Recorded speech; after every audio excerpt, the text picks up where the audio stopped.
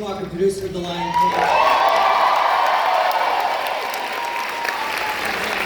On behalf of the entire team at Disney Theatrical, we're just so grateful that you've all come today. You know, there's members of our extended, I can't even actually see it, but I know you're there. Members of our extended family are here. Members of the community, our friends from the Entertainment Community Fund are here today. And in the house are many veterans of The Lion King.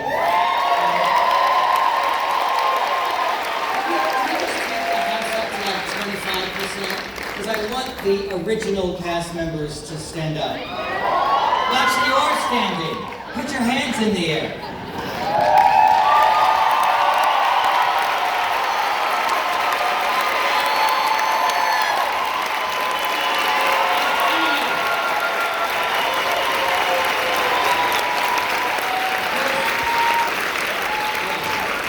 Tough bunch. They went through it. We're a story told. Sit down. So much. We're a story told with animals, but of course it's a story of people. And this thing is entirely made and created and performed by people. This glorious live orchestra here.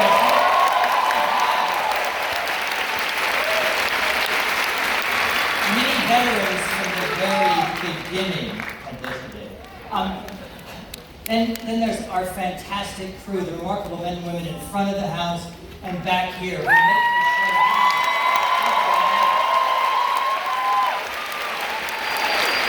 And I know there's so many people who do this for a living as well. This is a highly complicated show, and these men and women are making this happen up here so beautifully. But I have to call out, because some of them are in the house and some of them are still over at the New Amsterdam today.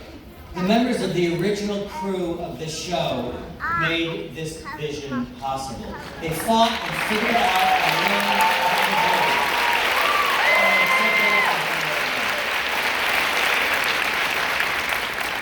it. And of course, the beating heart of the show is this remarkable cast that gets up here 8 a week, making this show happen so beautifully. Through their conviction and their energy and their time. And I have to acknowledge the amazing swings and covers and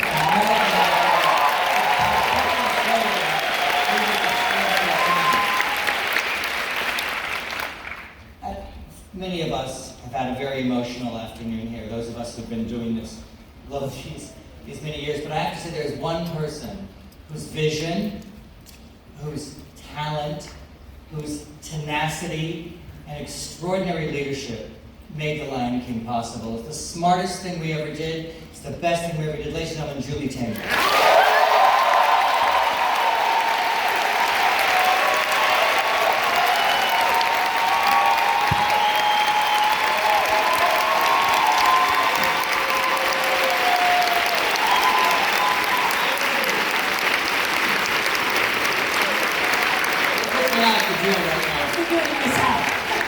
You're on. Okay, so let me take my number. And now I want you to join me in celebrating my team. So can I have the creative team up on stage with me? Our favorite.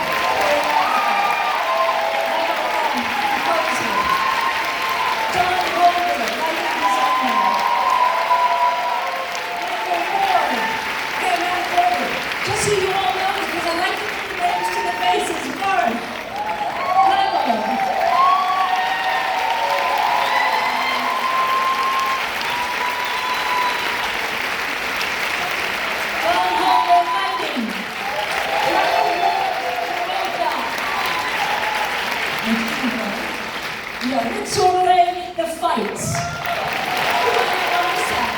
Richard Hudson. Richard, I have to tell you. I just have to tell you. He had his appendix out yesterday.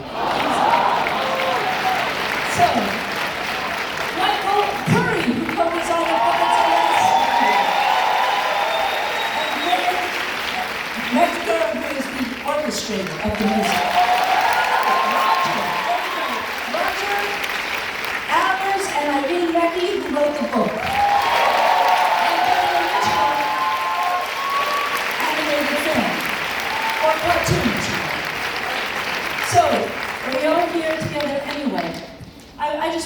say a few words because it is kind of amazing that we are here 25 years later.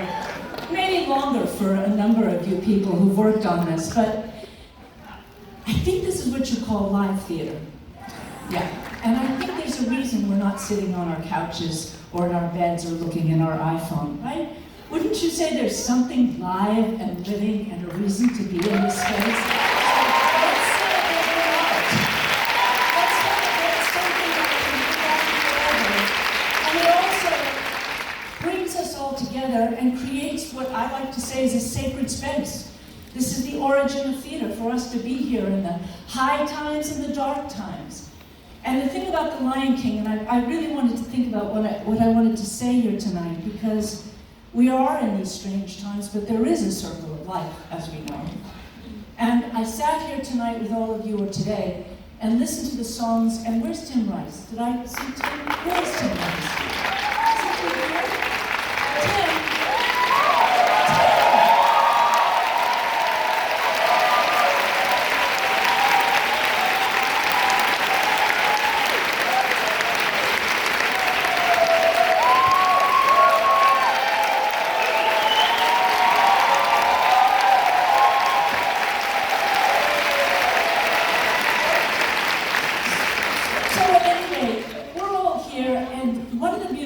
About The Lion King, I was listening to the lyrics and all of the songs and how each one of them has different meaning during the different times of our lives.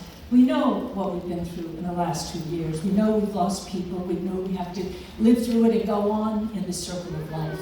We also know that there are many people who are having to move, and I listened to Shadowlands again. The song, the lyrics that Lebo wrote when he had to leave South Africa.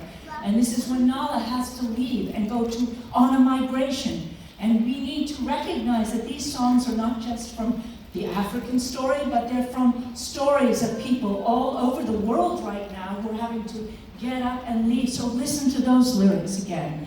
And then the song of He Lives in You, They Live in You. This that we can tell the children and the sisters and the sons and the mothers who've lost a loved one, that they still live inside. These songs, these spirits, the languages that we have brought, I've been all over the world, a number of us have. We've put it up on every continent in the last 22 years or so, every continent but Antarctica, and I'd say they don't need us. There are no penguins in the show, they can't identify, they can't. So, but what I learned and what we all learned, right? We learned that there is a commonality, there is a common story, the coming of age. The young child or young man or female, look at Nala in this version here, who has to go out on a journey, a hero's journey, the prodigal son story. This belongs to every human being in the world, this common story. Now what's different about this show, and what I feel is special, is the uncommon people who made it.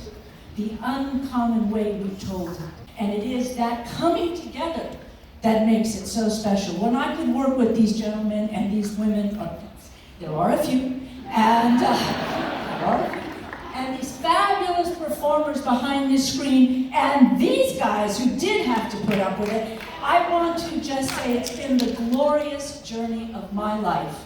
And the only last thing I want to say, because we've got something very special, or they do, I don't even know what it is, but something special that's going to happen, is there's one last song, and it's just something that I thought about when I was listening to I Just Can't Wait to Be King.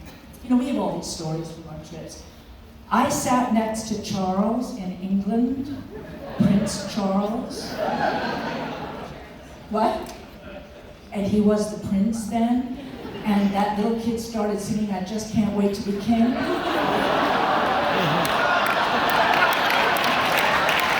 was a ball. So, time flies, things change, the circle of life, stay in your seats for something wonderful. Thank you, everybody.